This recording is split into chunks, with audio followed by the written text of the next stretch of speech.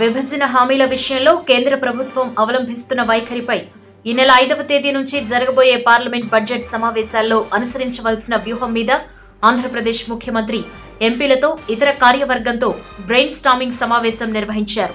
సమావేశానంతరం ఎంపీలు గల్లా జయదేవ్, రామ్మోహన్ నాయుడు మీడియాతో మాట్లాడుతూ తాము అనుసరించబోయే వ్యూహం అంచెలంచెలుగా ఉంటుందని, తీసుకోబోయే నిర్ణయాలు డైనమిక్ గా ఉంటాయన్నారు. అయితే వ్యూహం వివరాలు ఇప్పుడే బయటపెట్టలేమని, పార్లమెంట్ సమావేశాల మొదటి రోజు అన్ని పార్టీల అధ్యక్షులకు ముఖ్యమంత్రి చంద్రబాబు నాయుడు రాష్ట్రానికి కేంద్రం చేసిన అన్యాయంపై రాయబోయే వివరణాత్మక లేఖను అందించబోతున్నట్టు తెలిపారు.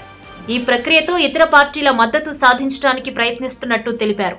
దాంతో పాటు అక్కడ పరిస్థితిని బట్టి కేంద్రం తానిచ్చిన హామీలు నెరవేర్చకపోతే పార్లమెంట్ లోపల నిరసన తెలుపుతూ రాష్ట్రానికి న్యాయం జరగటానికి చేయాల్సిన ప్రతి కార్యక్రమం చేస్తామని, అవసరమైతే రాష్ట్ర విభజన చట్టం 2014 హామీల అమలుపై కోర్టుకు కూడా వెళ్తామని శ్రీకాకుళం ఎంపీ రామ్మోహన్ నాయుడు అన్నారు. ఈ వీడియో మీకు నచ్చినట్టయితే లైక్ చేయండి, షేర్ చేయండి. మరిన్ని ఇంట్రెస్టింగ్ వీడియోస్ చూడడానికి మా ఛానల్ కు తప్పక సబ్స్క్రైబ్ అవ్వండి.